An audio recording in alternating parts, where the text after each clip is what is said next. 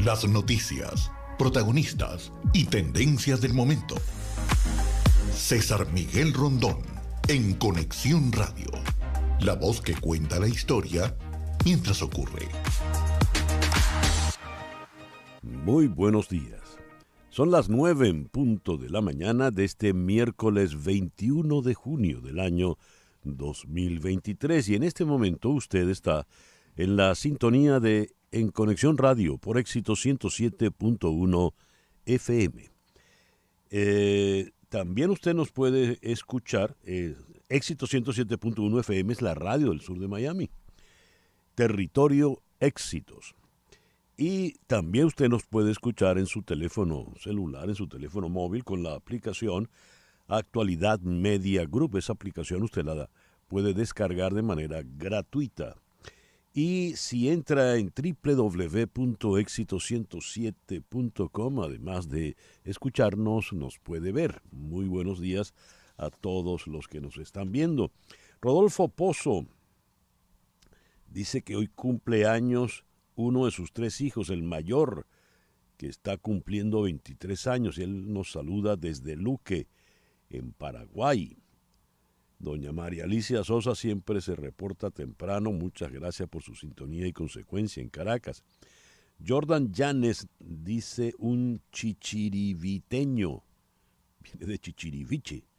Él está viviendo en Dallas, Texas. Jeremy Suárez. Ya empezamos, Jeremy. Guillermo Lozada en Johns Creek, Georgia. Nancy Teresa Herrera nos manda bendiciones, amén, muchísimas gracias por todo.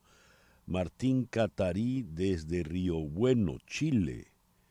Le gustó el comercial de Banesco, el de verde. Muchas gracias, qué bueno. Pues esa idea de los creativos de la agencia publicitaria. Gracias pues por reportar la sintonía de En Conexión Radio. En Conexión Radio es una producción de Floralicia Anzola para Éxito 107.1 FM. Buenos días, Floralicia. Muy buenos días, Laura. Muy buenos días, Daniel, César y a toda la gente que nos acompaña hoy.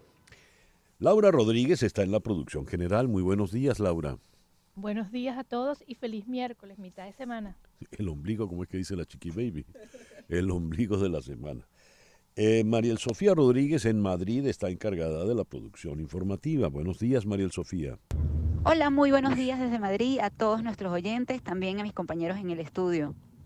Jesús Carreño está en la edición y montaje, Daniel Patiño en los controles. Buenos días, Daniel. Buenos días, César, y feliz Ecuador de la semana. Eso está mejor, más elegante, sí. Y ante el micrófono, quien tiene el gusto de hablarles, César Miguel Rondón. En el Santoral Católico, hoy es el día de San Luis Gonzaga, religioso. Felicitaciones pues a todos los Luises, las Luisas. San Meveno de Gael, abad. San Leufredo de Everó, abad. San Radulfo de Bourges, obispo. San Raimundo de Huesca, obispo. Felicitaciones también pues a todos los Raimundos y Raimundas.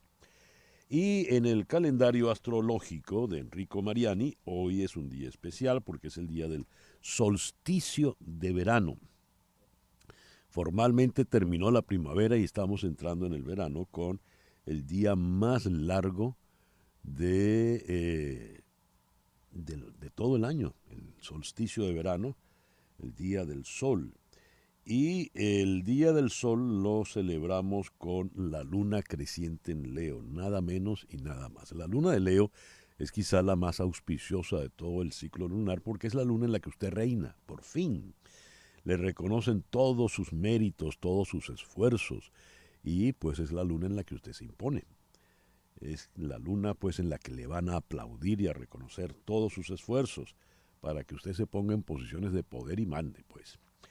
Ahora el sol todavía está en Géminis, pero a las 10:58 de la mañana el sol, en este día de solsticio, entrará ya en Cáncer. 10:58 de la mañana. De manera pues que tenemos una luna y 2 soles para el día de hoy.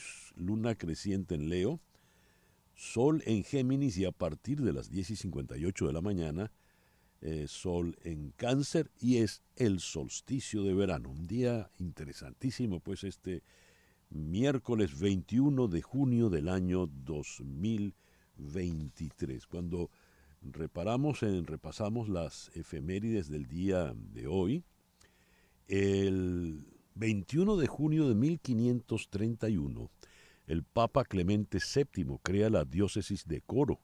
Fue la primera sede episcopal de Venezuela y la primera sede episcopal de América del Sur. El 21 de junio de 1905 nació el filósofo francés Jean-Paul Sartre.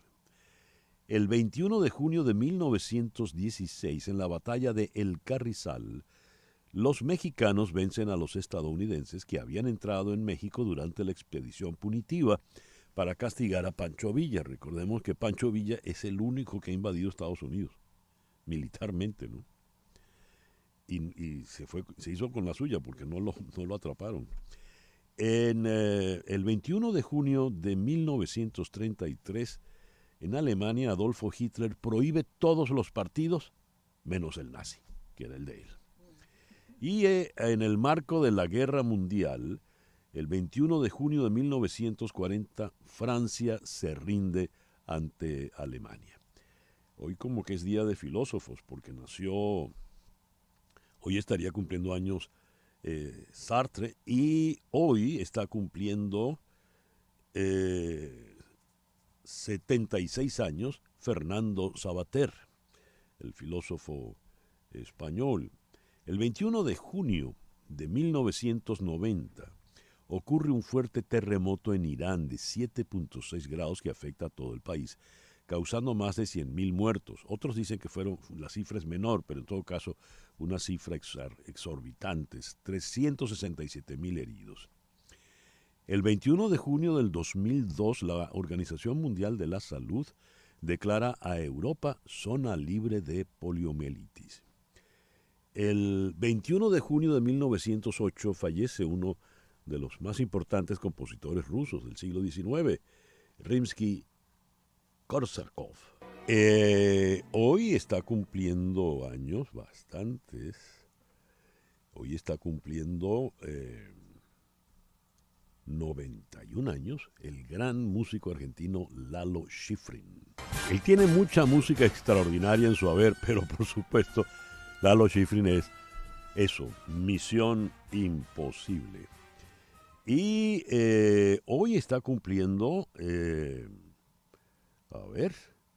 79 años Ray Davies, el hermano mayor de los Davies, los que integraron aquel grupo de rock británico The Kings. Es la hora de hacer contacto con Hani Martínez Ward. Hani, muy buenos días, gracias por atendernos. Muy buenos días, muchísimas gracias. Estamos aquí desde mi oficina, desde tempranito, recibiendo llamadas. Es muy importante que usted sepa que a la hora de un accidente necesita un abogado de su lado para proteger sus derechos. Siempre digo, no confíen en la compañía de seguro porque la compañía de seguro está para proteger al culpable. Y recuerde algo súper importante, usted no tiene que pagar nada.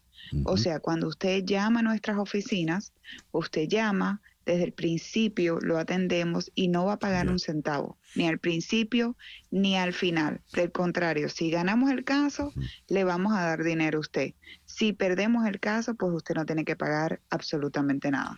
Ah, eso es interesante. ¿Quién paga si hay que pagar y se gana el caso, Hani? Bueno, el que paga es la compañía del seguro de la persona culpable. Nunca va a pagar directamente a la persona, nunca va a pagar usted de su bolsillo. Así que el seguro del culpable es el que va a pagar todos los gastos. Pero eso sí, si usted llama demasiado tarde, ellos ya se van a aprovechar y no van a darle el 100%. Así que para que usted pueda recibir las compensaciones grandes que siempre anunciamos, que ponemos en nuestras redes sociales, necesita un abogado desde el principio que lo apoye y saque todas las evidencias. Ya. El número de Hani Martínez Ward, 855-DOLOR-55, 855-DOLOR-55, que equivale a 855-365-6755. Repito, 855-365-6755. ¿Por qué no se debe llamar al seguro en el momento del accidente, Hani? Bueno, el seguro simplemente le va a tomar sus datos, va a ver si hay alguna manera, algún porcentaje usted tuvo de culpabilidad y le va a asignar hasta su propio seguro 20%, 30% de culpabilidad. Eso es una estrategia que siempre usan para no pagar el 100%. Y si lo hacen a miles de personas, se ahorran millones de dólares. Pero la ley le dice que por usted estar lesionado, merece el 100% de la compensación de las lesiones y también del arreglo del carro. Así que por eso es que le recomendamos que nunca hable con el seguro, solamente hable con su abogado de accidentes. Llame entonces a Hani Martínez Ward. Le repito el número: 855-DOLOR55. 855-DOLOR55, que equivale a 855-365-6755. El tiempo es clave entonces, ¿no, Hani? Exactamente, solamente tiene 14 días para hacer el reclamo. Hani, muchísimas gracias por atendernos esta mañana. Muchísimas gracias. Hani Martínez Ward, abogada de accidentes del escritorio de Ward Law Group. 855-DOLOR55, que equivale a 855-365-6755. El editorial con César Miguel Rondón. En el pitazo leo lo siguiente. El trabajador de un lavadero de zanahorias, Isnet Rodríguez, fue puesto en libertad plena ayer en la tarde, luego de la audiencia de presentación. El hombre de 48 años fue apresado en Pueblo Llano el 18 de junio. El fiscal de la administración de Nicolás Maduro, Tarek William Saab, informó que fue detenido por violación de la ley de precios justos, específicamente por boicot económico, delito previsto y sancionado en el artículo 53 del marco legal. La liberación del trabajador del lavadero de zanahorias, Isnet Rodríguez, vuelve a poner de relieve la arbitrariedad y falta de legalidad en las detenciones en Venezuela. La acusación de boicot económico no se sostenía ante la explicación de la dueña de la empresa y las declaraciones de expertos en derecho. No obstante, el caso obtuvo revuelo nacional por la actuación del fiscal general de la administración chavista, Tarek William Saab, quien le dio máxima prioridad desde esa especie de buró digital en que se ha convertido su cuenta en Twitter. Falta que liberen a Yonar Barazarte, trompetero, productor de Carache, Estado Trujillo, que se viralizó en redes por desechar cestas de tomates en un río por la misma causa de Isnet.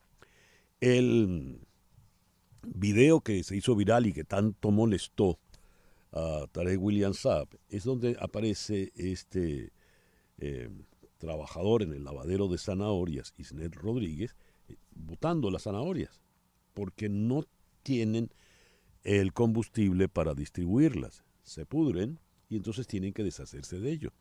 El verdadero problema está en que no hay combustible. ¿Y por qué no hay combustible en un país petrolero donde las autoridades, Maduro para abajo, incluyendo a Saab, se llenan la boca diciendo que es el país con las mayores reservas de petróleo del mundo? Las reservas están bajo tierra y no hay manera de sacarlas porque cada día la producción está más complicada.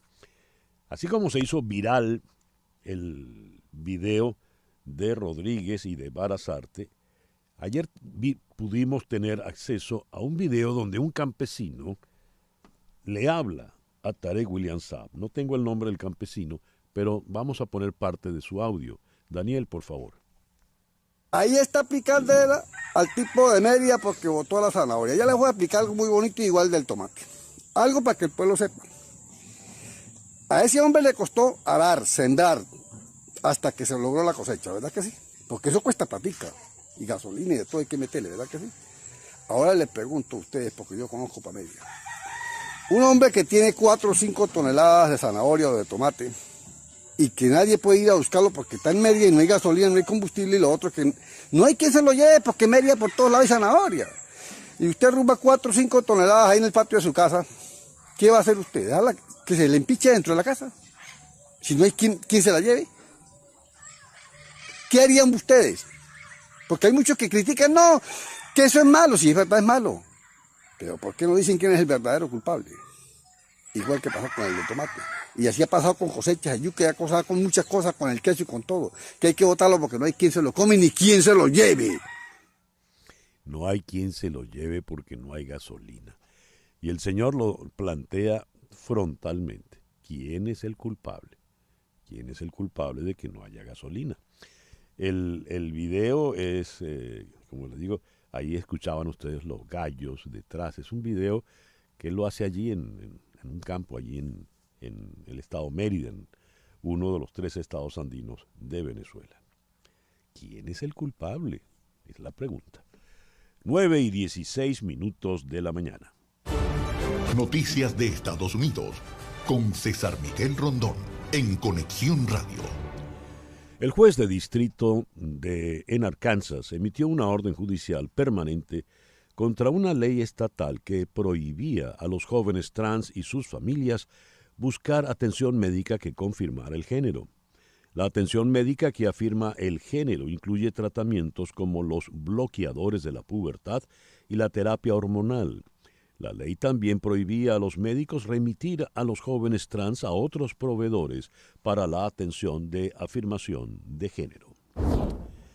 La Cámara de Representantes se verá obligada a votar hoy una resolución para acusar a Biden de crímenes y delitos menores por su manejo de la frontera sur. La representante Lauren Boebert, republicana de Colorado, presentó una resolución privilegiada que obligará a la Cámara a votar sobre el juicio político. Pero esto no es algo que los 18 republicanos que representan distritos que ganó Biden en el 2020 quieran votar. China calificó de extremadamente absurdos e irresponsables los comentarios del presidente Joe Biden en los que describió a su homólogo chino Xi Jinping como un dictador. El nuevo choque dialéctico se produce apenas un día después de la visita del secretario de Estado Antony Blinken a Beijing, que pretendía romper el hielo en unas relaciones que están en su peor momento histórico.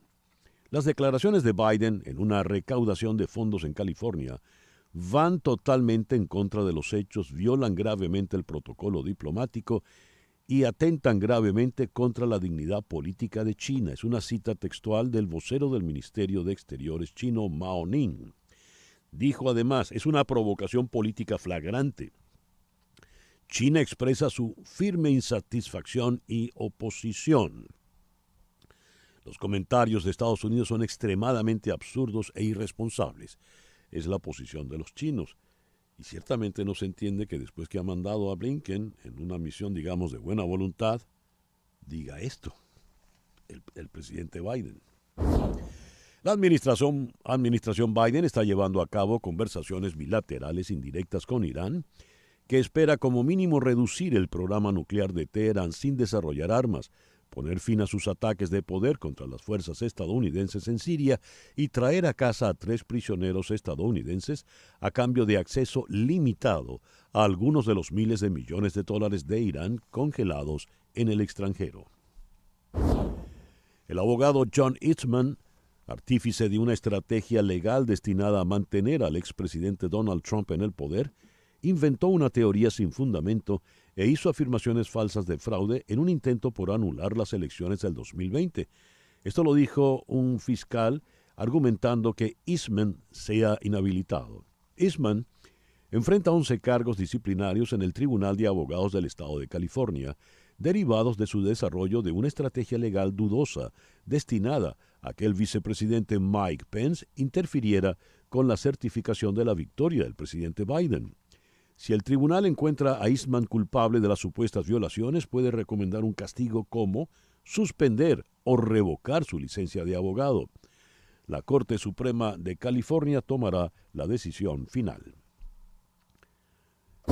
Donald Trump pidió imponer la pena de muerte a los traficantes de drogas durante su entrevista con Bret Baier de Fox, quien señaló que eso habría significado ejecutar a Alice Johnson, la mujer a la que el expresidente concedió clemencia y que apareció en un anuncio del Super Bowl promocionando sus reformas de justicia.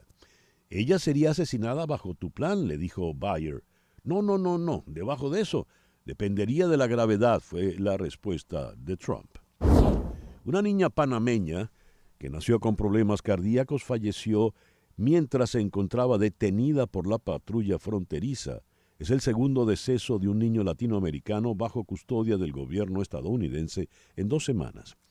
La niña de 8 años y su familia estaban en un centro en Harlingen, Texas, en el Rio Grande Valley, uno de los corredores de mayor actividad de cruces fronterizos de migrantes. La agencia supervisora de la patrulla fronteriza, la Oficina de Aduanas y Protección Fronteriza, CBP por sus siglas en inglés, ha tenido problemas para lidiar con una sobrecarga de sus instalaciones, provocada por un fuerte aumento en la llegada de inmigrantes antes de que la semana pasada finalizara una restricción al asilo relacionada con la pandemia del COVID-19. La niña sufrió una emergencia médica y las autoridades llamaron a los servicios de emergencia. Fue trasladada a un hospital cercano donde murió, precisó la agencia. Las autoridades ordenaron que se lleve a cabo una necropsia. 9:21 de la mañana, una pequeña pausa y ya regresamos con las noticias de Venezuela, América Latina y el mundo. Continuamos en breve con César Miguel Rondón en Conexión Radio por Éxitos 107.1 FM. César Miguel Rondón está en Conexión Radio por Éxitos 107.1 FM. 9:24. Lo que ocurre en Venezuela con César Miguel Rondón en Conexión Radio. Durante las últimas semanas de junio, se ha registrado un repunte de los casos de COVID-19 en Venezuela, según los reportes clínicos de quienes acuden al especialista, pues no hay datos oficiales por parte del gobierno. Así lo estimó el vicepresidente de la Academia Nacional de Medicina, Uníades Urbina, quien advirtió sobre los riesgos de gripalizar cualquier síntoma respiratorio. He decidido poner a disposición de la Asamblea Nacional, dijo el rector principal al CNE, Enrique Márquez. Reconozco la crisis institucional en la que se encuentra el Consejo Nacional Electoral, luego de la renuncia de la mayoría de sus rectores, y admito reflexivamente que para resolverla este es el camino que debo tomar. Eso escribió Márquez en su cuenta de Twitter. El exgobernador del estado Bolívar, Andrés Velázquez, se inscribió como candidato a las primarias de la oposición ante la comisión que organiza el proceso en la ciudad de Caracas. Tras formalizar su postulación, el tercero de los aspirantes en cumplir el requisito, el dirigente de la Causa R descartó el consenso como la fórmula para elegir al candidato presidencial de la plataforma unitaria democrática. Transportistas madrugan a diario y pasan hasta 15 horas en cola por solo 100 litros de combustible. Los conductores de buses por puestos y líneas troncales coinciden en que la situación de las colas por gasolina y gasoil es insostenible y no ven esperanza de que mejore, ni siquiera con la eliminación del subsidio y el aumento del pasaje mínimo. En Caracas, la falta de combustible de los últimos meses se mezcló con la disminución de estaciones de servicio que venden con subsidio. A veces no podemos echar y tenemos que pagar $5 o $10 para que nos echen unos 80 litros, pero uno al día lo que puede hacer son $30 o $40, y de ahí hay que sacar esos $10 para los gastos del carro y lo que queda para la casa, dijo uno de los choferes. 9:26. Lo que pasa en Latinoamérica, en Conexión Radio. Las reclusas de la mayor cárcel de mujeres de Honduras llevaban semanas quejándose de que las integrantes de una pandilla las estaban amenazando. Según las autoridades, la banda cumplió con esas amenazas y asesinó a 41 mujeres, muchas de ellas quemadas, tiroteadas o apuñaladas. La presidenta de Honduras, Xiomara Castro, afirmó que el motín en la localidad de Támara a unos 50 kilómetros al noroeste de Tegucigalpa, fue planificado por maras a vista y paciencia de autoridades de seguridad. La presidenta Castro se comprometió a tomar medidas drásticas, pero no explicó cómo las reclusas identificadas como miembros de la pandilla Barrio 18 pudieron introducir armas y machetes en la prisión o desplazarse libremente a un bloque de celdas contiguo y masacrar a todas las presas que allí se encontraban. Un juez peruano ordenó 18 meses de prisión preventiva para una ex primera ministra del gobierno de Pedro Castillo, mientras es investigada por presunta rebelión durante la fallida disolución del Parlamento en diciembre. La destitución del expresidente derivó en protestas que dejaron más de 60 muertos. Un proyecto de reforma laboral, una de las banderas del gobierno del presidente de Colombia, Gustavo Petro, fracasó ayer martes en el Congreso de Colombia por falta de quórum en una comisión legislativa. El proyecto de ley rechazado buscaba mejorar las condiciones de los trabajadores pagando un recargo nocturno desde las 6 de la tarde, aumentando la remuneración por trabajar los domingos y festivos e incrementar las indemnizaciones por despido injustificado. A ver, ¿qué significa a efectos de la política colombiana y de los niveles de aprobación o popularidad del presidente Petro este fracaso parlamentario en el día de ayer? Vamos a Bogotá. Allí en la línea telefónica está el analista y consultor político Juan Falconer. Juan, muy buenos días. Muchas gracias por atendernos. César, muchas gracias a ti por la invitación. Como siempre, un placer. ¿Por qué fracasó en el Congreso el proyecto de reforma laboral de Petro? Bueno, este proyecto ya venía en cuidados intensivos.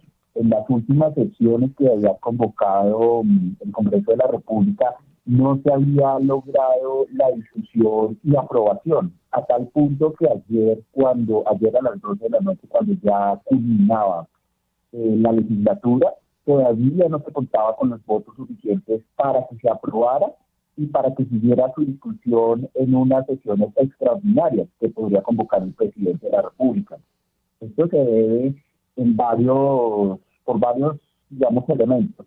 Y el más importante, el gobierno no tiene unas mayorías organizadas, producto de que rompió la coalición con los partidos y movimientos políticos. La reforma laboral resulta impopular e inconveniente porque más allá de que nos dijeran que mejorar las condiciones de los trabajadores, en realidad destruía empleos, no generaba empleos y ponía en una situación muy complicada a los empresarios e inversionistas para dar garantía a los empleados. Y lo otro, el presidente nunca escuchó ni tuvo en cuenta en las mesas de concertación a los diferentes sectores políticos, económicos y sociales. Producto de eso, radicaron la reforma tal cual salió del despacho del ministerio, y producto de eso el presidente fue derrotado ayer en el Congreso. No solo fue la única que se le cayó por debajo. ¿Y cuán grave es esa derrota para Petro en estos momentos, Juan? Muy grave porque esto es una manera de medir el nivel de gobernabilidad que tiene el primer mandatario colombiano en el legislativo, y su paquete de reformas se enredaron. Este año se cayó la reforma política, ahora se cae la reforma laboral, también las medidas carcelarias que buscan una flexibilización y una humanización de las cárceles también se hundió. Entonces el presidente ha perdido gran marco de maniobra en el Congreso de la República, y esto tiene un impacto porque, según los cálculos del gobierno nacional, volverán a insistir en las iniciativas que se cayeron en la última legislatura. Pero hay que recordar que Colombia tiene elecciones regionales en el mes de octubre y normalmente los presidentes pasan su fuerte paquete legislativo del primer año.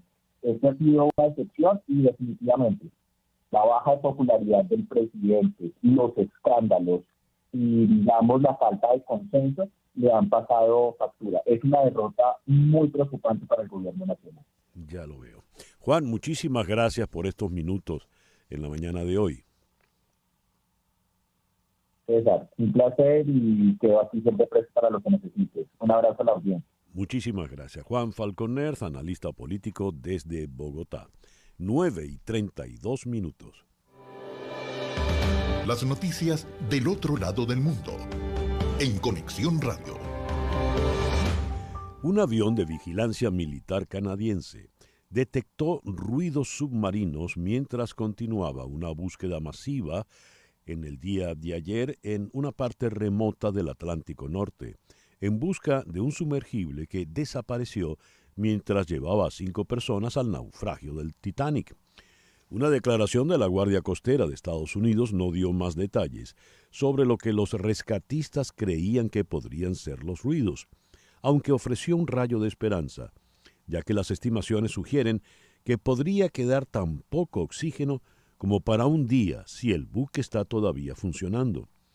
Mientras tanto, quedan dudas sobre cómo los equipos podrían llegar al sumergible perdido, que podría estar a una profundidad de unos 12.500 pies, es decir, unos 3.800 metros debajo de la superficie, cerca de la tumba acuática del histórico transatlántico. Las acusaciones recientemente descubiertas también sugieren que se hicieron advertencias importantes sobre la seguridad de los buques durante su desarrollo. Jefes de Estado, líderes financieros y activistas de todo el mundo se reunirán en París esta semana para buscar formas de reformar los bancos de desarrollo del mundo como el Fondo Monetario Internacional y el Banco Mundial, y ayudarlos a capear un clima más cálido en un mundo tormentoso. Si bien la reestructuración de la deuda y la reducción de la pobreza serán parte de la cumbre de jueves y viernes, el clima será el principal impulsor, con representantes de países en desarrollo de África, Asia y otros lugares, ocupando un lugar destacado en la mesa.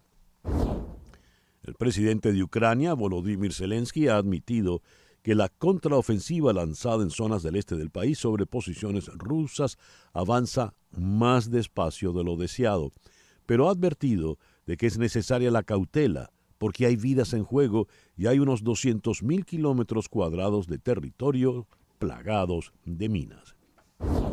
El secretario de Estado Antony Blinken dijo que pese a los esfuerzos de varios países e instituciones financieras, solo el sector privado puede movilizar el nivel de inversión necesario para satisfacer las necesidades de Ucrania. Blinken intervino en la segunda conferencia de recuperación de Ucrania, que se celebra hasta mañana jueves en Londres, junto con los ministros de Exteriores del Reino Unido, Italia, Japón, Canadá, Estonia, Letonia, Polonia, Alemania y Francia. La recuperación va más allá de lo que la gente necesita para sobrevivir, dijo Blinken. Se trata de sentar las bases para que Ucrania prospere como un país independiente plenamente integrado en la Unión Europea y una democracia arraigada en el Estado de Derecho. Fin de la cita para Blinken. La Guardia Costera de Italia ha rescatado a 44 migrantes y refugiados que viajaban en una embarcación hundida en el Mediterráneo, si bien los propios supervivientes han advertido de que también hay al menos 3 desaparecidos. Jarosław Kaczyński, el poderoso líder del conservador partido gobernante en Polonia, regresó al gobierno ayer como su único viceprimer ministro, un cambio que le otorga una posición privilegiada mientras el país se encamina a unas elecciones generales este otoño. Kaczyński es el líder de Ley y Justicia, la formación gobernante desde 2015. En Polonia se cree que es él quien decide la mayoría de las políticas y nombramientos del Ejecutivo, guiando el país desde su posición como líder del partido. En su anterior etapa como viceprimer ministro se centró en cuestiones de seguridad. Anunció su renuncia del cargo hace exactamente un año. Alemania nombró a un legislador de uno de los partidos gobernantes como su nuevo embajador en Rusia, un puesto diplomático delicado en un momento de creciente tensión con Moscú por su guerra en Ucrania. El Ministerio de Exteriores alemán dijo que Rusia ha dado su aprobación formal para que Alexander Lambsdorff se convierta en embajador, un paso necesario antes de asumir el cargo. La espiral de violencia en Cisjordania ocupada sigue en aumento con 14 muertos en diferentes incidentes en 2 días. mientras crecen las voces dentro del derechista gobierno de Israel a favor de emprender una campaña militar de envergadura en ese territorio. Anoche, después de que 4 colonos israelíes murieran en un ataque palestino cerca del asentamiento de Eli, al norte de Cisjordania, el primer ministro de Israel, Benjamín Netanyahu, dijo, cito, «Me gustaría recordar a los que buscan hacernos daño. Todas las opciones están abiertas. Luchamos contra el terrorismo con todas nuestras fuerzas y lo venceremos. Los que nos han atacado están en la tumba o en la cárcel, y así será aquí». Fin de la cita para Netanyahu, quien juró venganza por cada muerte israelí. El presidente de Turquía, Recep Tayyip Erdogan, ha denunciado que el mar Mediterráneo se ha convertido en un enorme cementerio de refugiados a causa de una postura arrogante arraigada en el colonialismo por parte de los países europeos. En Tailandia, el líder del partido tailandés Avanzar, Pita Limjaroenrat, que venció en las elecciones celebradas el pasado 14 de mayo, ha dicho estar comprometido con lograr la paz en Birmania y se ha distanciado de la postura del gobierno del primer ministro Prayut Chan-ocha en torno a esta cuestión. El líder del gobierno tibetano en el exilio, Pempa Tsering, acusó a China de querer convertir al Tíbet en una gran prisión y perpetrar un genocidio cultural en esa región, aunque aclaró que su pueblo no pretende independizarse de Pekín, sino la autonomía. Eso es lo que China intenta hacer, encerrar al Tíbet, convertirlo en una enorme prisión donde nadie pueda entrar, nadie pueda salir, y luego decir a la comunidad internacional que el Tíbet es un paraíso socialista. Eso dijo Tsering ante el club de prensa en Canberra en el marco de su gira por Australia. El reloj indica en este momento 9:39 de la mañana. Capicúa. Hacemos una pequeña pausa y al regreso venimos con nuestro foro en el día de hoy con el hashtag Salud Mental de Adolescentes. Adolescentes y adultos jóvenes están muriendo por suicidio y homicidio en los Estados Unidos, a las tasas más altas en décadas, esto según los CDC. Los suicidios de jóvenes en Estados Unidos han aumentado más de 60% desde el 2007. De acuerdo con el estudio, la tasa de suicidios pasó de 6.8 muertes por cada 100.000 jóvenes en el 2007 a 11 en el 2021, después de que entre 2001 y 2007 hubiera permanecido estable. ¿Por qué está ocurriendo esto? ¿Por qué esas muertes, esos suicidios en los jóvenes? De ello nos ocupamos al regreso en nuestro foro, hashtag Salud Mental de Adolescentes. Esto es En Conexión Radio por Éxito 107.1 FM en Miami. Continuamos en breve con César Miguel Rondón en Conexión Radio por Éxitos 107.1 FM. Los CDC analizaron las cifras de homicidio y suicidio en personas entre 10 y 24 años entre el 2001 y 2021. En 2021, el suicidio y el homicidio fueron la segunda y tercera causa principal de muerte de niños y adultos jóvenes de 10 a 24 años en Estados Unidos. La tasa de homicidios de adolescentes mayores en Estados Unidos subió a su punto más alto en casi 25 años durante la pandemia, y la tasa de suicidio de adultos en el inicio de la veintena fue la más alta en más de 50 años, según dijeron los investigadores del gobierno. ¿Por qué esto? ¿Por qué el suicidio en niveles tan altos? Vamos a conversar con la doctora Indira Melgarejo, licenciada en Consejería de Salud Mental en el estado de Washington. Ella es la fundadora de Rainier View Counseling, en donde brinda consejería de salud mental de calidad para niños, niñas, sus padres, en inglés y en español. Ella está en la ciudad de Olympia, en Washington. Indira, muchas gracias por sumarte a nuestra conversación en el día de hoy. Buenos días, muchas gracias por la invitación, César Miguel. Y aquí en la ciudad de Miami está la doctora Edith Shiro, destacada psicóloga clínica, especialista en terapia de parejas, autora de libros bestsellers, pues con mucha difusión. Edith, es un gusto inmenso tenerte de nuevo en el programa. Hola, hola César, muchísimas gracias por la invitación. A ver, ¿cómo se define el suicidio, clínicamente hablando? Le pregunto a la doctora Melgarejo. Gracias. El suicidio es una situación compleja, ¿no? Es muy difícil poder decir que hay una eh, causa particular, pero digamos la definición es esa sensación de la persona que percibe que la única opción, que el dolor que siente es tan fuerte, no se siente que no hay futuro por delante y que la única opción que tiene es quitarse la vida. Es muy complejo porque tiene muchos factores que la pueden predecir. ¿Y qué hace que un joven que está en el comienzo de la vida, que tiene todo un mundo por delante, opte por esa decisión tan drástica? Sigo contigo, Indira. Mm.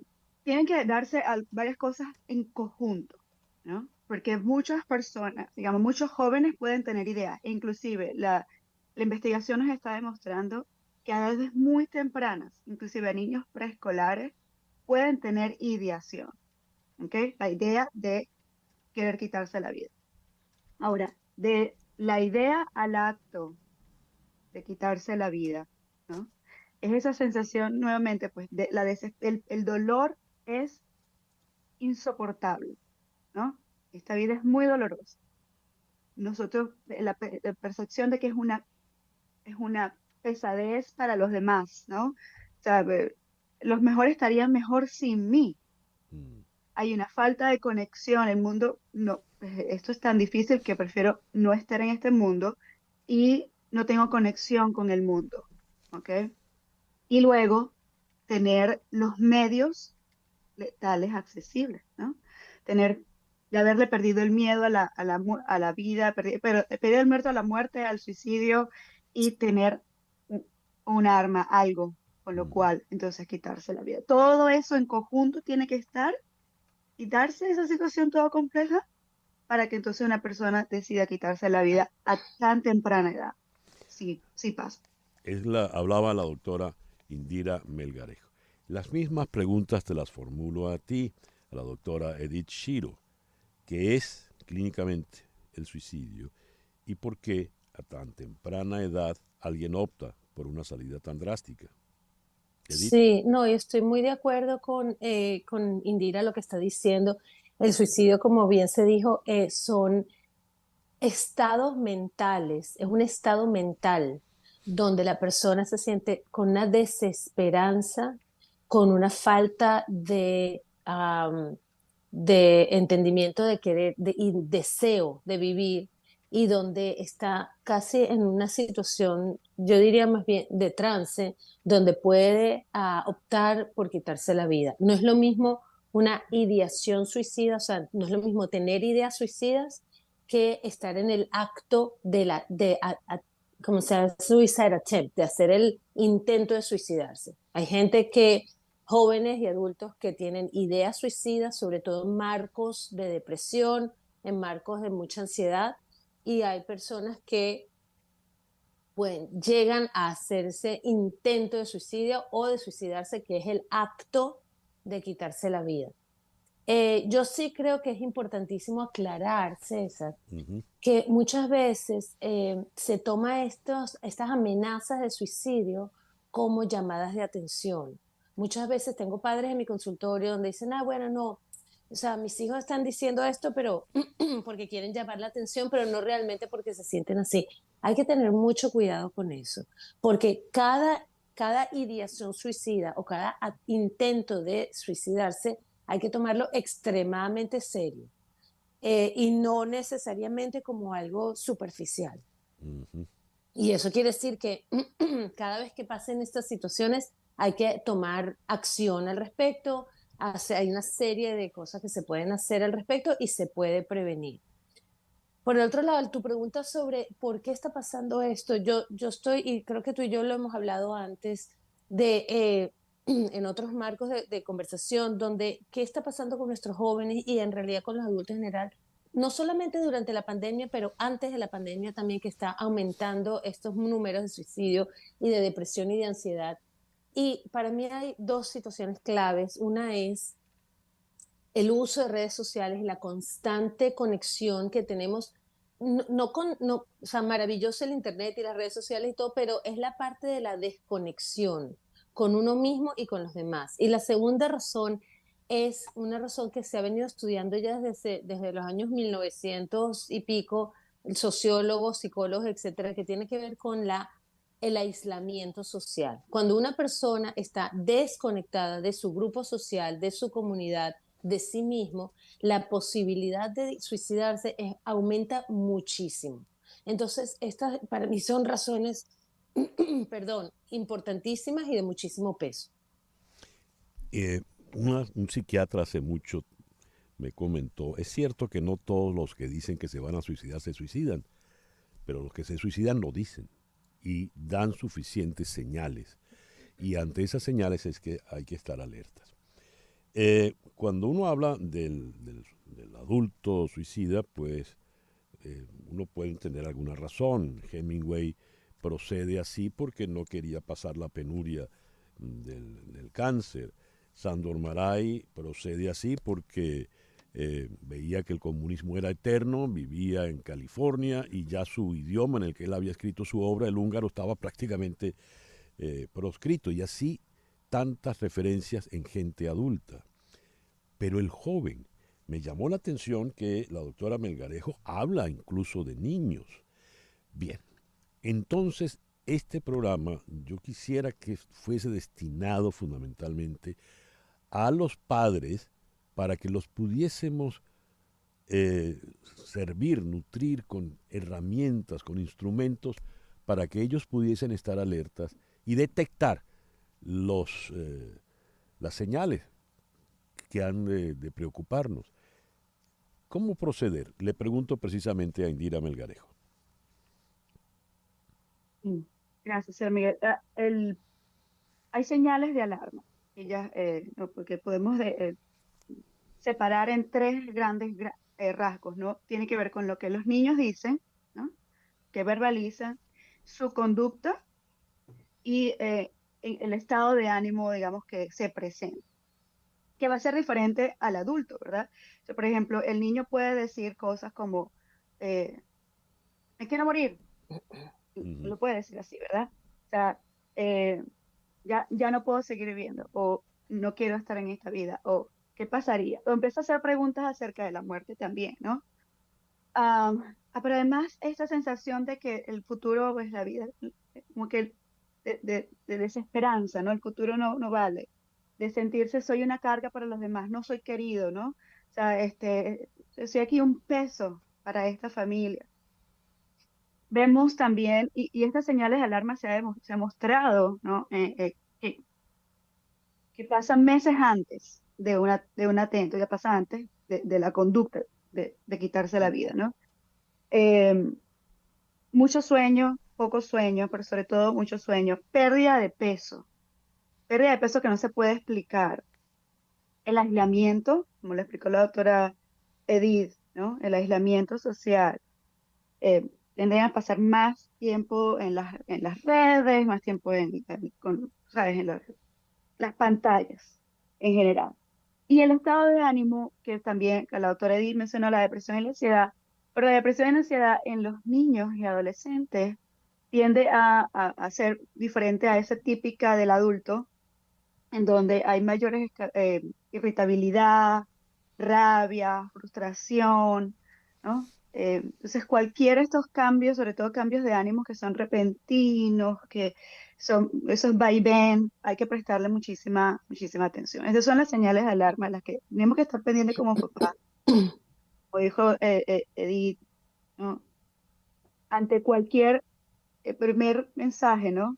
Voy a quitarme la vida, hay que prestarle atención porque es muy prevenible, ¿no? Es muy prevenible. Indira, O sea, mucha gente tiene idea, uh-huh. Pero no todos van a cometer el acto. Entonces tenemos que centrarnos en la prevención. Indira, ¿de qué edades estamos hablando en este momento? ¿Tú te estás refiriendo a un niño de qué edad? ¿En qué rango de edades?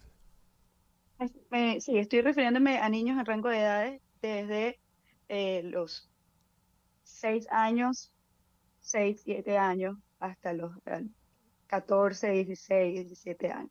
Ese tipo de conducta. Bien, hablando de prevenir, ¿hay alguna manera de poder construir una especie de barrera que aísle? No sé si lo que estoy diciendo es un disparate, pero yo quiero proteger a mi hijo. No quiero que esos pensamientos tan peligrosos y negativos le lleguen. ¿Cómo puedo protegerlo? ¿Yo puedo construir alguna barrera que lo proteja? Le pregunto a la doctora Edith Chiro. Sí, César, y me encanta esa pregunta porque creo que es lo que hace entender mejor cuáles son los factores protectores del suicidio y factores protectores también de otros estados como la depresión y la ansiedad, pero sobre todo en situaciones tan extremas como las que estamos hablando, porque en realidad cuando estamos hablando de suicidio en niños de 6, 7, 8 años, en adolescentes, es extremo. Em, Uno de los factores protectores que sabemos en la psicología tiene que ver con la relación de apego, con el apego seguro, lo que se llama el attachment, el apego seguro con una figura adulta. ¿Qué quiere decir eso? Que un niño que crece con una relación sana, estable, segura, donde un padre, una madre o algún cuidador está presente desde el punto de vista emocional, donde hay una conexión de empatía con ese niño, donde hay una capacidad de hablar, donde hay una comunicación abierta, es un factor, se sabe que es un factor protector para este tipo de cosas, para este tipo de situaciones. Otro de los factores protectores que es importantísimo es mantener una buena comunicación con nuestros hijos. Eso quiere decir que el canal de comunicación tiene que estar constantemente abierto, que hayan espacios para conversar dentro del ámbito familiar, donde los padres estén presentes con los hijos, hasta cuando, en los momentos difíciles, hasta cuando sea difícil la verdad de las cosas. Si requiere apoyo profesional, buscar apoyo, pero no asumir que porque el niño está de mal humor o el niño es un adolescente o está pasando por un momento malo, entonces se le puede permitir aislarse por días y días, semanas y meses. Ese canal de comunicación tiene que estar abierto constantemente porque por ahí es por donde entran las señales iniciales, como bien dijo Indira, de cuáles son, para poder detectarlo y hacer algo pronto. Y la tercera, como dije, es mantener relaciones sociales, familiares, de amigos, porque esos son los momentos de prevención donde tal vez el niño mismo no lo habla y no lo dice, pero los amiguitos alrededor están detectando cambios radicales en su comportamiento, en la escuela, en la casa, y pueden comunicarlo, ya sea a sus propios padres o a los padres del niño, para poder hacer algo al respecto. Y entonces esos son vehículos importantísimos de protección alrededor del niño que si están bien establecidos salvan vidas. Yo tengo casos donde el niño tenía pensado suicidarse y los amigos alrededor fueron los que llamaron a los padres, por ejemplo, para poder hacer algo al respecto. Y una cosa más que le voy a decir que tiene un toque un poco político, pero es si hay armas de fuego en la casa disponibles, abiertas y accesibles, la posibilidad y la probabilidad de que haya el acto de suicida, of course, por supuesto, aumenta muchísimo que si no hay esas drogas, tal vez medicinas o armas de fuego accesibles en las casas, ¿verdad? Entonces, de estar muy consciente de qué es lo que estamos dando expuestos a los niños y a qué los estamos exponiendo. Igualmente lo digo con películas de violencia, contenido violento, contenido donde el suicidio y este tipo de violencia pueda ser permitido, aceptado en la cultura familiar y en la cultura escolar. Hay un detalle, ¿no? Según lo que acabas de decir, hablaba la doctora Edith Chiro. Según lo que acabas de decir, entiendo que este es un tiempo muy peligroso, porque este es el tiempo de las redes sociales, este es el tiempo de las tabletas, de las computadoras, donde el niño, el joven, se aísla, ¿verdad? Y puede pasar horas, días, concentrado en ese aparato. Entonces, a lo mejor pues ello hace que esto incremente. Películas de violencia. Basta uno sentarse en el televisor y dice, a decir, a ver qué voy a ver, y la oferta 10-1 es una película más violenta que la otra, más salvaje que la otra. Bien, la palabra clave, dijo la doctora Shiro, es la comunicación. Más de un padre dirá, pero yo hablo con mis hijos. Sí, pero ¿qué es la comunicación? ¿Qué características ha de tener una comunicación realmente fluida, fértil y provechosa entre padres e hijos? Vamos a dejar eso, por favor, pendiente y lo retomamos el tema luego de esta pausa comercial. Ya regresamos con nuestro foro #Salud Mental de Adolescentes con las doctoras Indira Melgarejo y Edith Shiro. Esto es En Conexión Radio por Éxito 107.1 FM en Miami. Continuamos en breve con César Miguel Rondón en Conexión Radio por Éxitos 107.1 FM. César Miguel Rondón está en Conexión Radio por Éxitos 107.1 FM. Son las 10:04 de la mañana. Contratar los servicios de un abogado de inmigración es un asunto serio. Establecerse en Estados Unidos requiere de trámites que debes realizar con abogados con mucha experiencia y conocimiento, como es el caso de las abogadas de Canelo Fadul Immigration, especialistas en visas de inmigración, laboral, familiar y humanitarias, entre otras. Ellas suman más de 55 años de experiencia asesorando desde la solicitud de la visa hasta la obtención de la residencia y posterior ciudadanía. Si necesitas asesoría para inmigrar y establecerte en Estados Unidos, llama al 305-579-9218. Repito, 305-579-9218.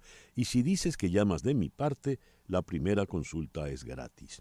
También puedes escribir a inmigraya@canerofadul.com.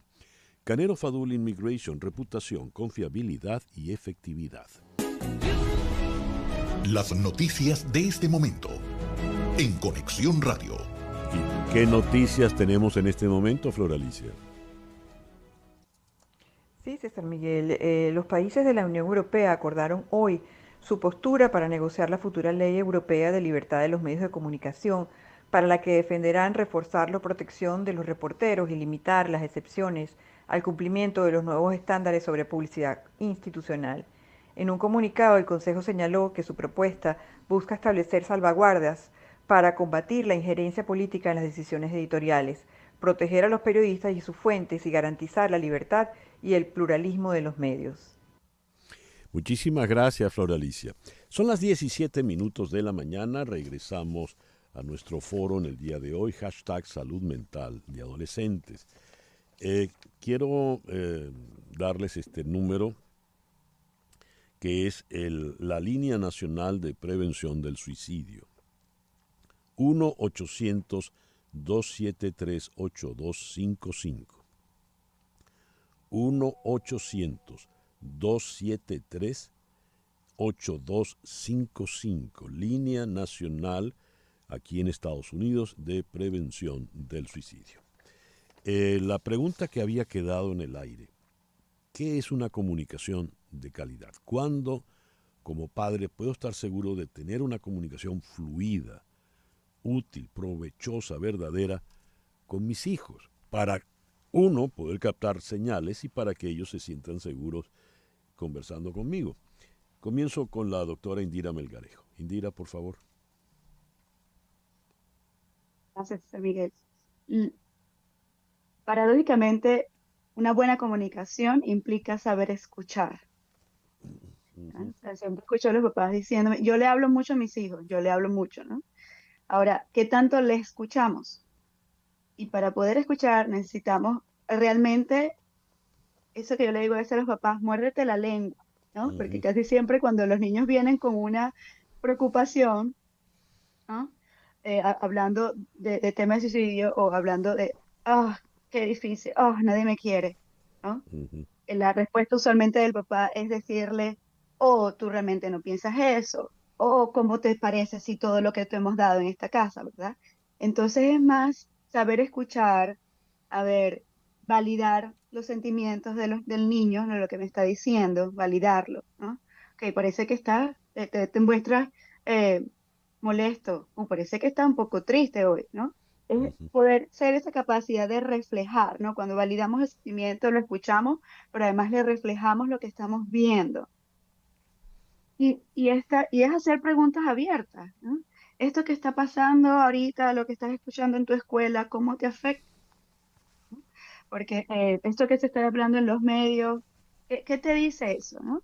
Y también empieza mucho por la capacidad que tenemos nosotros de modelar, ¿no? Mientras nosotros modelemos cómo nosotros manejamos nuestras emociones, mientras nosotros modelemos también hablar de nuestros propios sentimientos y cómo nosotros manejamos las situaciones conflictivas en nuestra vida, eso les va a servir a ellos porque es más de lo que, digamos, no solamente lo que decimos y lo que le preguntamos, sino lo que nosotros también hacemos durante el día a día.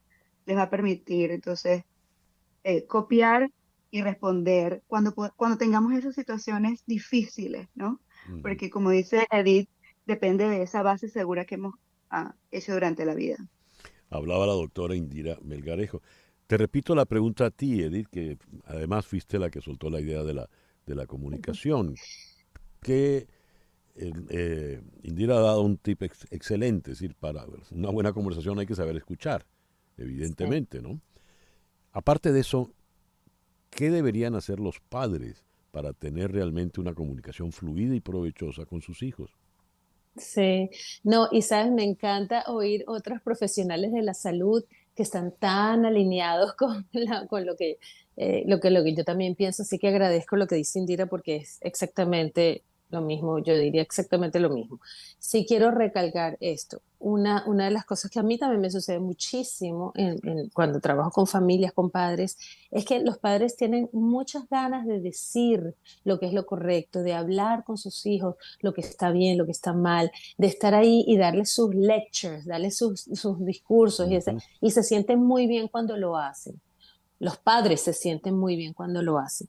El problema está en que se perdieron completamente la posibilidad de entender el mundo en el que viven los niños, de tener esa apertura a entrar en su manera de pensar, en su experiencia, en su vida cotidiana. Y entonces eso viene de una cosa que yo le digo mucho a los padres, que es, antes de atender y decirle a tu hijo lo que tú vas a hacer, date cuenta cómo te estás sintiendo tú.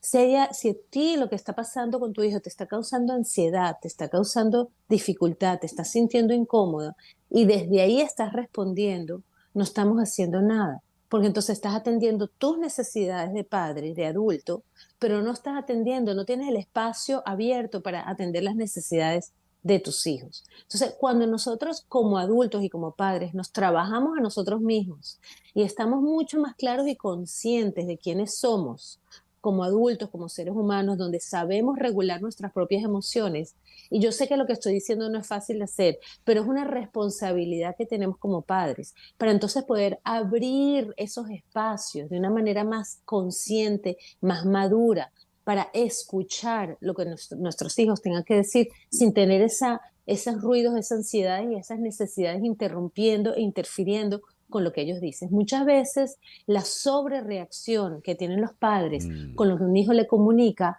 corta la comunicación. Cuando un niño viene a la casa y dice, bueno, papi, mami, porque yo creo que yo soy gay, por ejemplo, ¿qué pasa? O bueno, estoy explorando mi identidad. La sobrereacción de los padres, de alarma, de angustia, de dolor, de preocupación, de sobrecompensación, corta muchas veces esa comunicación con los niños, donde el niño ya no se siente en un ambiente seguro para seguir conversando al respecto, porque entonces tiene que atender a cómo los padres se sienten de lo que él o ella acaba de decir, ¿verdad? Entonces, estar muy pendiente de cómo crear espacios en la casa, en la escuela, tener una comunicación abierta con la escuela y con las otras organizaciones, instituciones que están, donde los niños, con los deportes, con la música, el baile, en los otros lugares donde el niño participa, para que haya una coherencia y una comunicación entre todos y donde haya esa constante posibilidad abierta de que cuando el niño quiera contar algo y compartir algo, que lo se sienta bienvenido, que se sienta seguro y que se sienta capaz de poder hablar sin ser juzgado, sin ser criticado y sin ser sobrereaccionado. Hablaba la doctora Edith Shiro. Primera conclusión, qué difícil es ser padre, ¿eh? Y más en estos tiempos. Ya la menor de mis hijas va a cumplir 26 años, ¿no? Creo que no me fue tan difícil, pero por supuesto tengo nietos, ¿no? Entonces, mis hijos ahora son los padres que están con esa responsabilidad. Quiero recordar que se puede obtener ayuda en cualquier momento de emergencia. En Estados Unidos hay una línea nacional de prevención del suicidio. 1-800-273-8255. 1-800-273-8255, línea nacional de prevención del suicidio. Por lo que hemos venido conversando, entiendo que una decisión como de esta envergadura no es algo espontáneo, no es algo que ocurra ya, se me ocurrió en ese momento y procedo. Es algo que por lo visto viene macerándose a lo largo de cierto tiempo y en esa, digamos, maceraciones que se van dando las señales. ¿Cuánto tiempo puede cultivarse algo como esto? Le pregunto a Indira Melgarejo. La mayoría de las veces tiene que ver que los niños dan señales meses antes, ¿ya? Es muy rara vez que esto suceda de un momento para otro, muy rara vez, ¿no? Y es por eso que es importante esa conexión con los demás ambientes donde el niño se desenvuelve. Quizás de repente en la casa los papás pasan muy poco tiempo o pasan los niños mucho tiempo en las pantallas, ¿no? Pero entonces eso, tener esa conexión con la escuela, con los amigos, en otros lados, para que las señales están allí desde meses antes, ¿no? Cuando hablamos de un dolor que es inimaginable, ¿no? O sea, no lo puedo tolerar más. Esto ha pasado por muchos, por meses, ¿no? O sea, te va, como dices tú, macerando, ¿no? Por cierto tiempo. Y yo también quisiera aprovechar el momento, ¿verdad? Porque de recalcar que sí, la tenemos difícil como papá, pero también tenemos otras personas alrededor, ¿no? Y en momentos donde hay muchísimo, pues, se ha demostrado, ¿verdad? En la investigación, que inclusive personas que tienen una dificultad en la familia, a veces la familia es ese lugar donde el dolor no se puede sostener más, donde hay una sensación de no hay más esperanza. Pero un adulto que provea cariño, un adulto que sea afectuoso, que tenga esta capacidad de comunicación abierta y empática a lo largo de nuestra vida o en distintos momentos de nuestra vida, como un buen maestro, un coach, ¿no? Un mejor amigo, una tía, una abuela, salva vidas también. Ya lo creo. Deduzco de lo que estabas conversando, hablaba ahorita Indira Melgarejo, lo que había dicho Edith Shiro antes de, por ejemplo, lo citaste como un caso que tuviste en la clínica, de cómo los amigos fueron los que le dieron a los padres las señales de que algo estaba ocurriendo con el niño. En mis tiempos, creo que la principal angustia de mi mamá eran las malas juntas, que yo no tuviera malas juntas, pero evidentemente tenía juntas. En mi tiempo nadie estaba demasiado frente a un televisor, no había computadoras ni nada de eso, uno era en la calle jugando, inventando, etcétera. Ahora hay que preocuparse si el niño no tiene amigos. ¿Es así, Edith? Desafortunadamente, sí, perdón. Sí, no, Sí, sí. Y en ese caso, ¿qué hacer? Sí, desafortunadamente una de las situaciones que vemos ahora es que cada vez más las relaciones a través de una pantalla que en las relaciones de interacción social y personal. Esto obviamente se vio mucho más enfatizado durante la pandemia, durante el encierro, durante los años en que los niños ni siquiera podían ir a la escuela, entonces era todo a través de una pantalla. Y se ve reforzado con los juegos de video, donde los juegos de video, muy interesantemente, no solamente juegas con el video y con la pantalla, sino que en vivo estás jugando con otros amigos dentro del juego de video.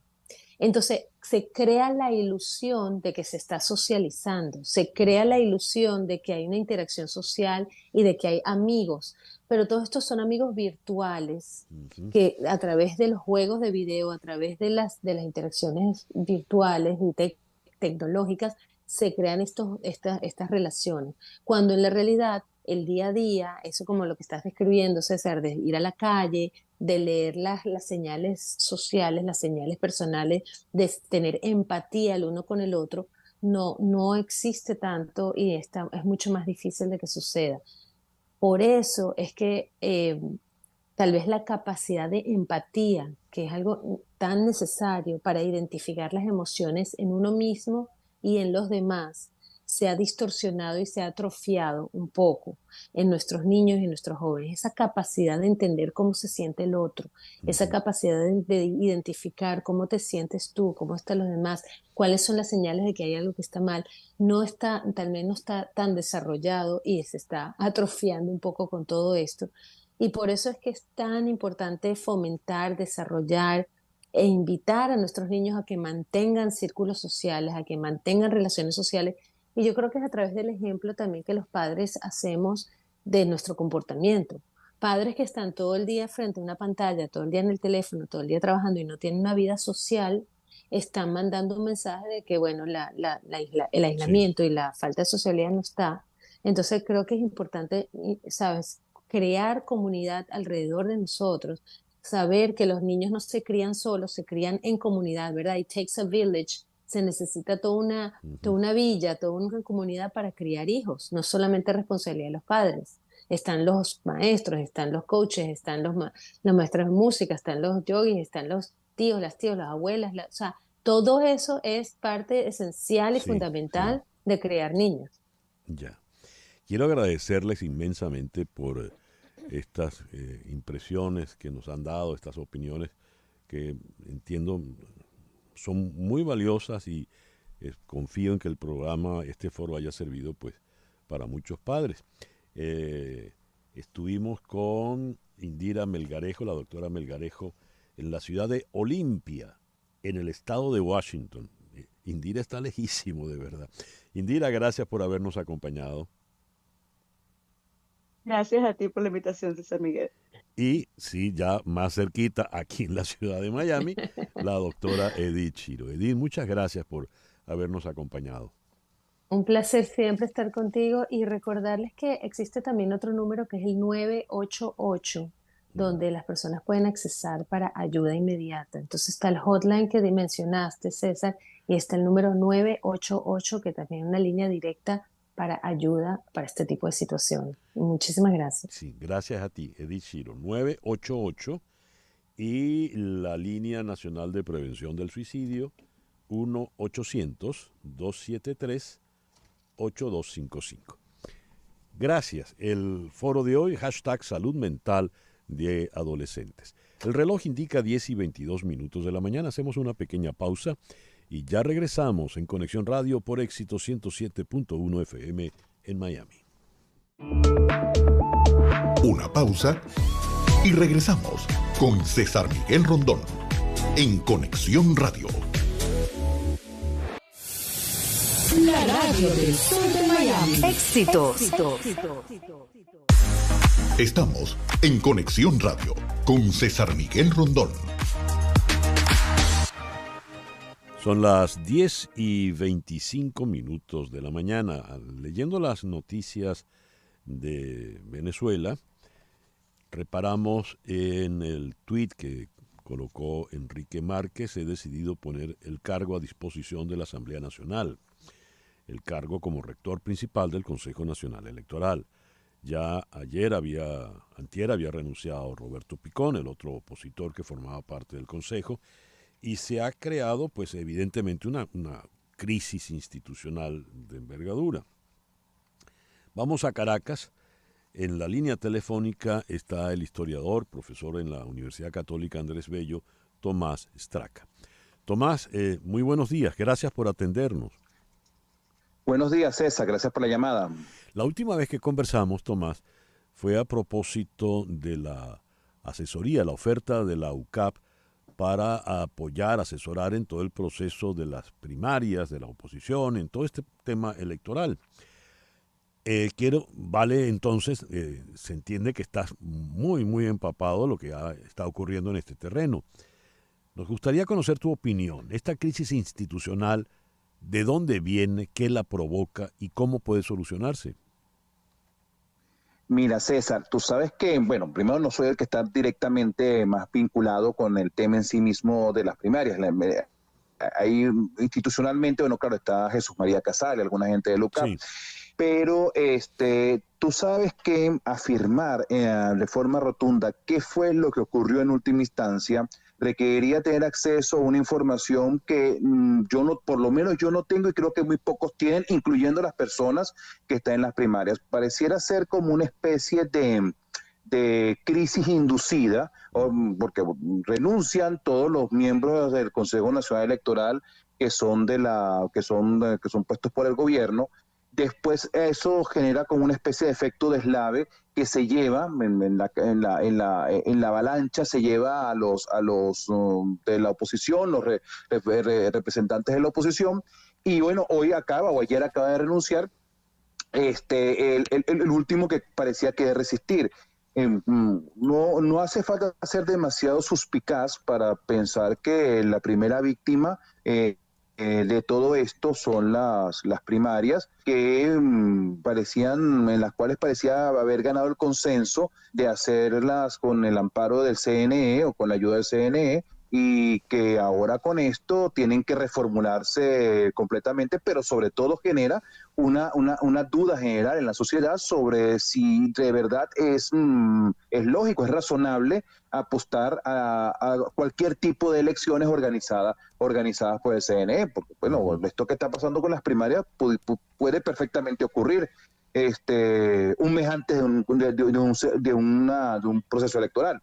Entonces pareciera que la cosa va por allí, pero ¿cuál fue la reacción en cadena? Así como los bomberos cuando dicen, bueno, el cortocircuito comenzó aquí, llegó hasta allá, la chispa cayó acá, eso no lo sabemos bien, o por lo menos yo no lo sé bien. Tú no lo sabes bien, pero digamos en este momento no hay órgano electoral alguno en el país. Exacto. Ni para... Sí. No, dime, termina, César. No hay órgano electoral alguno ni para primarias, ni para elecciones generales, ni para presidenciales el año entrante. ¿Cómo se va a resolver eso? Mira, tal vez la de la UCB puede ser un ejemplo. Ahora los alcances reales pueden generar algunas dudas, porque por muy grande y compleja que sea la UCB, que en muchas cosas parece un monstruo de 7 cabezas, no por lo monstruoso, sino por las 7 cabezas, es incomparablemente menor a lo que significa organizar unas primarias en Venezuela, y una cosa importante en las primarias también es con la diáspora. O sea, a diferencia de lo que ocurre en las elecciones, había un gran interés en las primarias de que la diáspora se manifestara, ¿no? En la UCB se suspendieron las elecciones por algo, o sea, si te das cuenta, es un proceso que no es un libreto, a lo mejor es simple casualidad. Yo no estoy diciendo que sea deliberado, no tengo forma de decirlo, sí. Pero sí podemos ver que es un mal que se repite, que es una cosa que hay elementos en común. Poco antes de la elección de la UCB, la cosa fracasa simplemente porque no hay cómo organizarla. Rápidamente la Comisión Electoral de la UCB decidió dejar de hacer las cosas como quería hacerla, para irse por el voto manual, para irse por otra vía, y logró unas elecciones exitosas. Me imagino que de las primarias, la entidad que se encarga, los que se están encargando de la comisión de las primarias tendrá que reconvertirse de la misma manera y resolverlo de una forma automática, individual, autónoma, como muchos lo habían planteado. Ahora, ¿qué tan técnicamente posible es esto? Y sobre todo con los meses que han pasado, porque no es lo mismo haber decidido eso hace 6 meses o hace un año, vamos a decir 6 meses, y estar trabajando ya en eso, a tener que hacerlo ahora de repente, de forma más o menos abrupta. Ya lo veo. Tomás, te agradezco inmensamente pues que nos hayas atendido en la mañana de hoy. Gracias a ti, César. El profesor Tomás Estraca es profesor en la Universidad Católica Andrés Bello, es miembro de la Academia Nacional de la Historia. El reloj indica en este momento las 10:31 de la mañana. ¿Buscas la mejor carne en vara del sur de la Florida? En Nando Grill la carne en vara es hecha a la leña, conservando así toda la jugosidad y todos los sabores que evocan los llanos venezolanos y colombianos, con los más exquisitos contornos para acompañar las más deliciosas carnes. Y viernes, sábados y domingos hay música en vivo: joropo llanero, arpa, cuatro y maracas. Nando Grill está en Doral, en Westchester y en Homestead. Nando Grill, donde el sabor del llano se siente. Leo informaciones de alerta por el calor en la zona de Galveston, Houston, allá en Texas. En este momento las temperaturas suben de manera considerable. ERCOT, la operadora de la red eléctrica de Texas, pide a los habitantes que reduzcan de manera voluntaria el consumo de energía ante la previsible demanda récord en el sistema, en momento en que grandes extensiones del estado y de otras partes del sur de los Estados Unidos registran elevadas temperaturas. Vamos a la ciudad de Dallas, donde está la periodista Carolina Pereira. Carolina, muy buenos días, gracias por atendernos. Un placer estar contigo con estas altas temperaturas en el estado. Muy bien. Asumo que estás en pleno aire acondicionado en este momento, pero ¿qué temperatura tienes en este momento, Carolina? Es una locura. Fíjate que a las 9:30 de la mañana estamos en 86 grados Fahrenheit, estamos hablando de 30 centígrados, pero la sensación es de 36, apenas a las 9:30 de la mañana. Se esperan hasta 3 dígitos. Estamos hablando de una sensación térmica de aproximadamente 49 grados centígrados. Esto para el día de hoy. Por eso hay aviso de calor extremo hasta las 8 de la noche. Y es que hay aproximadamente 30 millones de personas en riesgo y por supuesto el sistema eléctrico, como la compañía de red eléctrica ERCOT, hace este llamado para reducir las temperaturas, porque sin duda alguna la demanda es muy alta. Ahora, una cosa es que la ERCOT diga, miren, no consuman tanto, bajen el consumo, y otra es que estando una persona, digamos, del común, con ese calorón, ponga el aire acondicionado a máxima velocidad, precisamente por el calorón, ¿no? Totalmente, pero fíjate que este país es tan maravilloso que cuando organizaciones hacen este tipo de llamados, por lo general, las personas sí acatan esto. Lo que sí es cierto es lo que tú comentas de los calorones y la sensación térmica, porque hay un riesgo importante. Fíjate que este fin de semana hubo tiempo severo en diversos estados aquí en el sur de Estados Unidos y 515,000 personas se quedaron sin luz, lo que quiere decir que el sistema, 515,000 personas en diversos estados, en Texas, en Oklahoma, en Arkansas. Lo que sí es cierto es que el sistema está sobresaturado, pero que también existe otro riesgo, que son los llamados golpes de calor o esa sensación térmica de altas temperaturas. Y fíjate que nada más en el 2022 murieron 23 personas y en junio en Laredo, aquí en Texas, 2 personas se han muerto por esas altas temperaturas. Bien, esto, el pronóstico que nos das de 100 grados, estamos hablando del día de hoy. Del día de hoy, pero el fin de semana también va a estar caluroso aproximadamente con estas temperaturas. Por ejemplo, tú en tu casa, Carolina, ¿qué previsiones estás tomando? Sin duda alguna, tapar las ventanas con las cortinas, con persianas para que no entre tanto calor. establecer en 72 más o menos la temperatura del aire acondicionado, evitar recargar con lavadora o secadora, o por lo menos hacer 1 o 2 lavadas en la medida de lo posible, si tienes una familia muy grande. Ese tipo de cosas es lo que permite que no se recargue tanto el sistema, y es el llamado que hace la red de compañía eléctrica. Y ERCOT le sugiere que reduzcan el consumo de energía a qué nivel. Por ejemplo, el aire acondicionado en la casa debe estar a qué temperatura, según ERCOT. A 72 o 74 aproximadamente, esa es la recomendación que le pone a la familia. Bien, bueno, entonces a tomar previsiones. Esta ola de calor, ¿por cuánto tiempo estiman se puede extender, Carolina?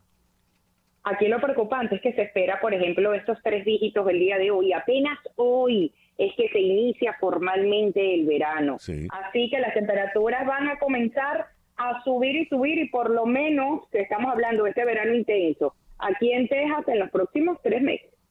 Dios, a prepararse. Paciencia, Carolina. Gracias por atendernos en esta mañana. Un abrazo para ti. Muchas gracias. Carolina Pereira, periodista, nos habló desde la ciudad de Dallas, allá en Texas. Oficialmente hoy es el primer día del verano, como decía Carolina, porque hoy es el solsticio de verano. Ayer oficialmente fue el último día de primavera y hoy es el solsticio de verano. Dice, el término solsticio viene del latín sol y sistere, permanecer quieto. El sol permanece quieto. En el solsticio de verano, leo esta información, la gente contempla el sol de mediados de verano mientras se eleva sobre... aquí está el verano, nos atrae todo el año con la promesa de refrescantes baños en la piscina y el mar. No, esto no era lo que yo estaba buscando. Yo te tengo algo que ocurrió en el día de hoy en Stonehenge, y justamente para celebrar con un ritual como suelen hacer, la llegada del verano. Una curiosa alianza de druidas, paganos, hippies, vecinos, turistas, brujas y magos disfrazados se reunieron hoy en torno a un círculo de piedra prehistórico en una llanura en el sur de Inglaterra para expresar su devoción al sol o para un poco de diversión. Los asistentes, muchos vestidos con trajes coloridos e incluso astas de animales, pasaron la noche en Stonehenge y celebraron antes de recibir el amanecer hoy, el día más largo del año en el hemisferio norte. Al amanecer, el sol se alzó tras la piedra conocida como Hillstone en la zona nordeste del horizonte, y los primeros rayos iluminaron el centro del círculo de piedra. El comienzo oficial del verano llevaba el optimismo a Gran Bretaña. No es una coincidencia que el cercano festival de Glastonbury, una de las citas musicales más destacadas del mundo, también abra sus puertas el día de hoy. Tanto Stonehenge como Glastonbury están sobre las supuestas líneas Ley, que son, según dicen, conexiones de energía mística en todo el país. El solsticio de verano coincide, es la fiesta de la cosecha, es la fiesta de la abundancia, de la fertilidad. Y en todas las culturas, desde las culturas más milenarias, se ha celebrado, pues eso, la fertilidad, la generosidad de la tierra. Y el solsticio se celebraba siempre como una fiesta pagana, es la fiesta de la bacanal, es la fiesta donde la gente pues celebra que haya abundancia, y la abundancia lleva al exceso. Y esas tradiciones se han mantenido. Por ejemplo, el próximo 24 es el día de San Juan, pero tradicionalmente se celebra la noche de San Juan, que es una celebración cristiana, pero en Venezuela, por ejemplo, es una fiesta de tambores. San Juan todo lo tiene, San Juan todo lo da, y tiene que ver con esa tradición de las fiestas para celebrar la abundancia y la generosidad de la tierra, para celebrar la fertilidad. Esta mañana, por ejemplo, nuestro amigo Enrico Mariani, de quien tenemos esta maravilla de calendario lunar, celebró el amanecer justamente en una playa de Miami Beach, en Sound Point Park, justamente para recibir los rayos de luz del primer amanecer de este solsticio de verano. tengo amigas que asistieron y que me han comentado que fue algo maravilloso, sensacional y místico. Qué bien. Bueno, vamos a hacer una pequeña pausa y ya regresamos con más aquí en Conexión Radio por Éxito 107.1 FM. Son las 10:41. Una pausa y regresamos con César Miguel Rondón en Conexión Radio. 86 años es una cifra de respeto, es una edad para respetar. Cuando una empresa llega a 85 años, pues hay que verla con cuidado. Máxime si es una empresa dedicada a la comunicación, dedicada a la publicidad. Estoy hablando de Ars Comunicaciones, que está cumpliendo 85, yo dije 86, no, 85 años. Bueno, igual, 86, 85 es una cifra altamente respetable. En la línea telefónica está nuestra muy querida Mariana Frías, quien es la presidenta ejecutivo y CEO de Ars Publicidad, tanto en Venezuela como en Miami. Querida Mariana, muy buenos días y en primer lugar, enhorabuena por ese maravilloso aniversario. Muy buenos días, César, y a toda tu audiencia, y mil gracias por este espacio y estas palabras que nos brindan, de verdad. A ver, cuando tu abuelo Carlos Eduardo Frías toma la iniciativa de hacer Ars, ¿por qué lo hace? ¿Cuál era su intención, su inquietud, su necesidad? Mira, me encanta esa pregunta. Carlos Eduardo, obviamente yo lo conocí como nieta, pero todo lo que he leído y aprendido de él a través de mi padre y a través de la historia, era un hombre muy apegado a las letras, era periodista, sí, claro, era escritor, recuerda que además estaba rodeado de una gente maravillosa, era diplomático, y entonces ese grupo que en donde estaba Arturo Uslar, en donde estaba Mariano Piconzalas, en donde estaba... no sé, Fabiani, o sea, era un grupo de intelectuales, pero de hombres también que estaban junto con el desarrollo de Venezuela. Entonces esa generación hermosa del 28 decide enfrentar y desarrollar una Venezuela, y dentro del espacio que Carlos Eduardo buscaba, esa unión entre el arte y el negocio, en una visita a París, conoce a Publicis, de hecho. Y al conocer este universo en donde el arte, la creatividad, el ingenio, la técnica y el negocio y el desarrollo económico se juntaban, pues encontró su visión. Y es ahí cuando en el 38 pues funda Ars y se rodea de estas genialidades que estos talentos que eran los copywriters y los directores de arte del momento. Yeah. Pero ahí encuentra un espacio hermosísimo de desarrollo de intelecto y a favor del desarrollo de Venezuela. Y luego le toca llevar la batuta al gran Fernán Frías, pues tu padre, ¿no? Que estuvo al frente de Ars por unas cuantas décadas, ¿no? Sí. Mi padre, bueno, él empieza obviamente muy joven, anécdotas bellas, llevando avisos en patines al Universal. Y ya sobre los años 60 toma antes inclusive toma la batuta de Ars, la cual lideró hasta que, bueno, con mucha generosidad entregó en mis manos, y la lideró como tú lo sabes, con un ingenio, con una visión de multiplicidad gremial, con amplia amor por la industria, porque además colaboró con la industria enormemente, y bueno, llevó a Ars a unos niveles insospechados, ¿no? Sí. Los dos de verdad, cada uno hicieron un camino estupendo, no solo para la empresa, sino para la industria y para nuestro país. Y ahora en tus manos, Ars se ha extendido más allá de Venezuela. ¿Qué es Ars hoy en día, Mariana? Oye, Ars hoy en día me enorgullece decir que es una empresa multinacional, no solo con nuestra oficina en Florida, sino con alianzas estratégicas en Colombia y en Panamá, con su fortaleza en Venezuela, por supuesto, y además con yo te diría que con el privilegio de contar con socios dedicados y metidos en la operación. Como tú sabes, también está Guillermo Betancourt, hijo de Guillermo Betancourt, Sí, de claro. esta primera nación. Y estamos pues liderando nuestra agencia lo mejor que podemos en este desarrollo de nuevas fronteras, que tiene retos, que tiene desafíos, pero que tiene un mundo de oportunidades increíbles para traer nuestro intelecto, nuestro servicio y nuestro deseo de crecimiento.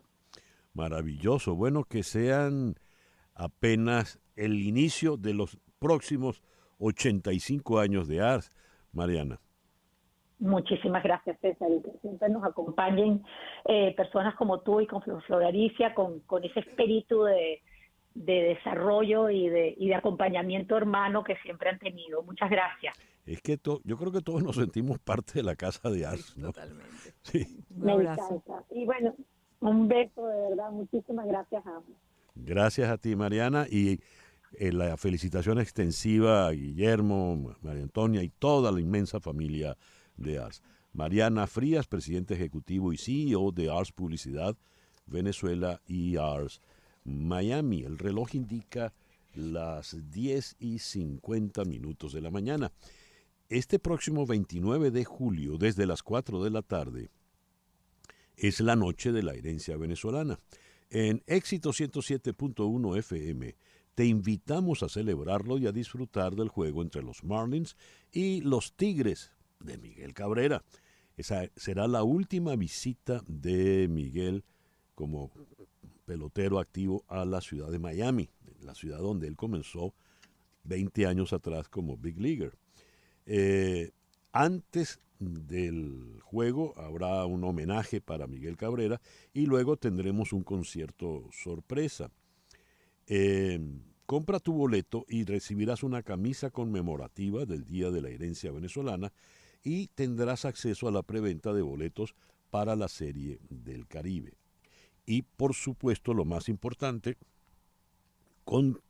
al comprar tu entrada vas a ayudar a Fe y Alegría, esa maravillosa institución educativa en Venezuela. Eso sí, es importantísimo que compres el boleto solo a través de marlins.com/Venezuela. marlins.com/Venezuela. 10:51. Las noticias de este momento en Conexión Radio. Y ya para cerrar, ¿qué noticias tenemos, Floralicia? Bueno, César Miguel, la Fiscalía General de Colombia informó hoy en una conferencia de prensa que el coronel Oscar Dávila se suicidó, de acuerdo con los resultados de la necropsia divulgados hoy. Desde el punto médico legal llegamos a la conclusión de que es un suicidio, dijo Jorge Eduardo Paredes, médico forense del Instituto Nacional de Medicina Legal. Dávila fue encontrado muerto dentro de su vehículo el pasado 9 de junio. El oficial era uno de los señalados en el escándalo de las supuestas escuchas telefónicas a Marelvis Mesa, la niñera de la ex jefa de gabinete del gobierno de Colombia, Laura Sarabia. Recuerdo una entrevista que hicimos a propósito de este suicidio, entre comillas, que Juan Falconer, con quien hoy conversamos, el analista colombiano, dijo, un amenazado de muerte no se suicida, pide más bien esa protección policial. Y si estaba amenazado de muerte, ¿por qué se suicidó? Pero bien, ahora ya es oficial. Es oficial por la Fiscalía General de Colombia, sí. Bueno, ya veremos. Gracias, Floralicia. El reloj indica 10:53 de la mañana. Y ahora lo acompaña nada menos que Bonnie Raitt. Bien, así nos vamos por el día de hoy. En Conexión Radio es una producción de Floralicia Anzola para Éxito 107.1 FM. Con Laura Rodríguez en la producción general, María Sofía Rodríguez en la producción informativa, Jesús Carreño en la edición y montaje, Daniel Patiño en los controles y ante el micrófono, quien tuvo el gusto de hablarles, César Miguel Rondón.